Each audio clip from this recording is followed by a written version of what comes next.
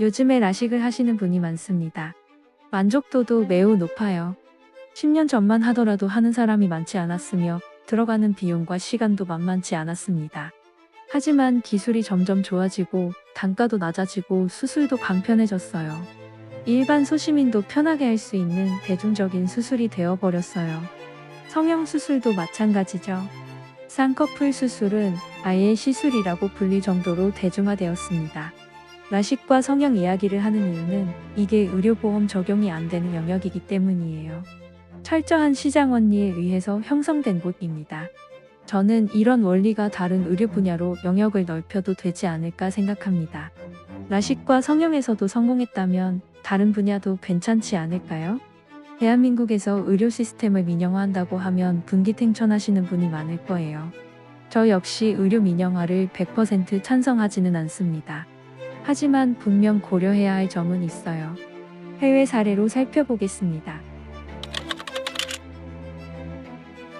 요즘에는 누구나 차 한 대씩은 가지고 있는 것 같아요. 한 집에 2에서 3대 정도 보유하고 있기도 합니다. 각자 출근해야 하니까요. 자동차라는 대중수단은 대한민국에서 매우 중요합니다. 하지만 단가가 만만치 않죠. 국민들이 싸고 질 좋은 차를 운전하기 위해서 나라에서 생산하면 어떨까요? 소련에서 그렇게 했었습니다.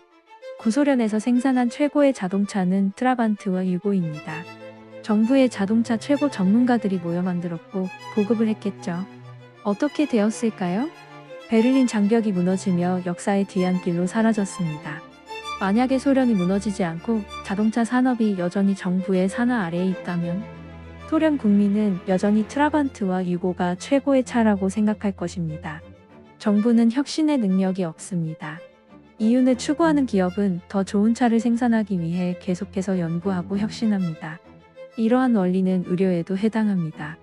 정부라는 거대 관료가 의료 시스템을 붙들고 있을수록 혁신은 나오기 쉽지 않아요. 만약에 성형과 라식이 정부의 의료보험 항목에 들어갔다면 지금과 같은 뛰어난 기술과 비용 절감을 없었을 것이라고 보아요. 소비자는 더 좋은 수술을 받고자 병원을 선택합니다. 우리가 자동차를 사기 전에 여러 가지를 따져보는 것처럼요. 병원은 소비자를 끌어모으고 만족시키기 위해서 더 좋은 의료와 더 저렴한 비용을 제시하게 됩니다. 미국은 의료비가 천문학적으로 높아 악명이 자자합니다. 오바마는 의료 시스템을 개혁하기 위해 오바마 케어라는 것을 만들었죠. 정부는 값싸고 질 좋은 의료보험을 약속했습니다. 정말 듣기 좋은 말이에요. 하지만 세상에 값싸고 질 좋은 물건이란 없습니다. 그리고 의료 시장은 수많은 의사, 간호사, 기업, 보험회사가 첨예하게 얽혀 있어서 해결하기가 쉽지 않아요. 미국과 비교해 쿠바의 의료보장제도가 종종 언급됩니다. 영화 감독 마이클 무어는 시코를 제작했습니다.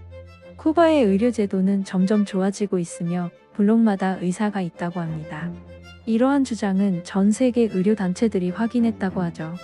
실제로 쿠바인이 미국인보다 더 수명이 길다는 유엔 보고서도 있습니다. 하지만 간과한 것이 쿠바는 사회주의 국가라는 것입니다. 사회주의 정부는 통계를 조작하고 거짓말을 일삼죠. 20년 전에 소련에는 빈민이 하나도 없다는 주장도 있었습니다.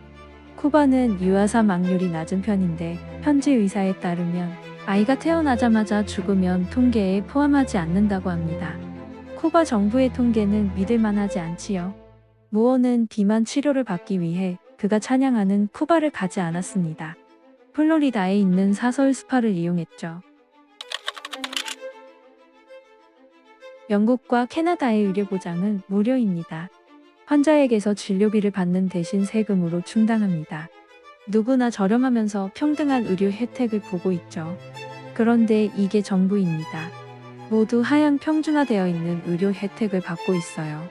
더군다나 한 번 진료를 받기 위해서는 예약을 하고 수개월을 기다려야 하죠. 건강검진을 받거나 가벼운 치료가 목적이라면 상관없습니다.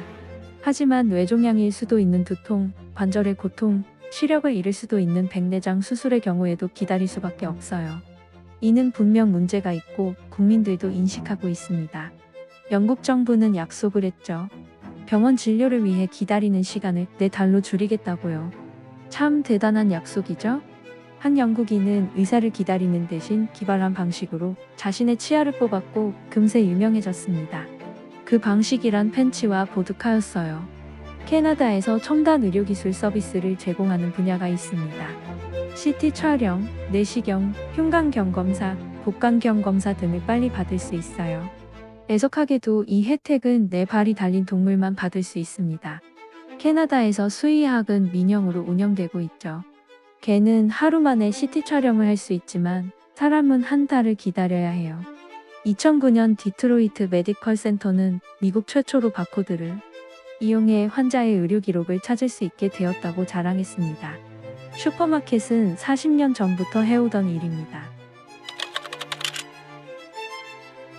정부 주도 의료보장제도의 가장 큰 문제는 자유의 원칙에 어긋난다는 겁니다. 누군가는 자신의 돈으로 자신이 원하는 병원을 선택해 치료를 받고 싶어 합니다. 아니면 돈을 아껴 다른 곳에 쓰거나 자식에게 물려줄 수도 있죠. 하지만 영국과 캐나다에서는 그러한 선택권이 없습니다. 정부는 병원을 다니든 안 다니든 아프든 안 아프든 우선 돈을 강제적으로 가져갑니다. 정부가 세금을 모으고 그 돈이 의료비로 지출이 되죠. 그래서 우리는 병원에 갈 때 어느 병원에 갈지 비용은 얼마인지 크게 따져보지 않습니다. 어차피 보험으로 처리될 것이고 병원도 가격을 제시하지 않기 때문에 알아내기 쉽지도 않아요. 하지만 의료가 민영화된다면 시장은 가장 치료를 잘하는 병원, 비용이 저렴한 병원이 어디인지 말해주게 될 거예요. 우리는 그렇게 자동차를 선택하고 스마트폰을 선택하고 주거를 선택합니다. 정부는 생명을 다루는 의료계가 너무 중요하기 때문에 정부가 맡아야 한다고 말하고 싶을 겁니다. 엘리트 의식입니다. 정부 엘리트인 자신들이 어리석은 개인의 건강을 관리해야 한다고 생각하죠. 하지만 가장 최선의 선택을 할 수 있는 것은 정부가 아닌 바로 개인입니다. 메디케어는 미국 정부가 시행하고 있는 사회보장제도입니다. 65세 이상 혹은 소정의 자격 요건을 갖춘 사람에게 건강보험을 제공하죠. 노인들은 이 제도가 확장됐길 원합니다. 당연하겠죠. 하지만 줄일 때입니다. 메디케어는 34조 달러의 단기 채무를 지고 있어서 이미 지속 불가능한 상태예요. 1965년 이 제도가 시행될 때는 나쁘지 않았어요. 그 당시만 해도 미국인 대부분은 65세까지 살았거든요. 하지만 현재는 80세에 가깝습니다. 자신이 낸 세금보다 훨씬 많은 금액의 수혜를 보고 있어요. 그러면 그 금액은 누구에게서 거두어 드릴까요? 젊은이들이죠. 메디케어가 유지되기 위해서는 새로 가입하는 사람의 숫자가 늘어나야 합니다. 그래야 이 제도를 지탱할 수가 있어요. 게다가 노인들의 수명은 계속해서 늘어나고 있어서 상황은 더욱 나쁘죠. 사실상 폰지 사기와 다를 바가 없습니다. 그래서 노인들은 이 제도가 더 유지되길 원하고 젊은이들은 원하지 않아요. 그런데 노인들은 투표를 하고 젊은이들은 안 한다는 것이죠. 정부는 이러한 문제를 해결하기보다는 문제를 키워 다음 정권에 넘깁니다. 자신들이 건드려서 표를 떨어뜨리고 싶지 않으니까요. 하지만 분명 미래에 큰 문제가 발생할 겁니다. 만약에 의료 민영화가 바로 시행된다고 하면 저 역시 불안합니다.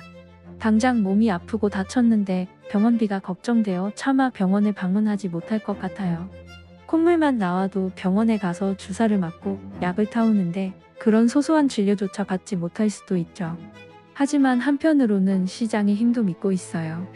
시장은 정부가 하지 못하는 힘을 하나 가지고 있습니다. 바로 혁신이에요. 혁신이 일어나면 그 누구도 상상하지 못했던 방향으로 사회가 바뀌죠. 기술 혁신은 보통 단가를 내리는 역할을 합니다. 상온 초전도체가 개발되었을지도 모른다는 풍문이 퍼졌을 때 동네 보건소에서 MRI 검진을 하고 비용은 3,800원이라는 짤이 있었죠. 저는 만약에 의료 민영화를 한다고 하면 처음에 두려운 마음이 클 것 같아요. 하지만 긍정적인 마음으로 더 발전한 의료 세계를 기대하기도 합니다.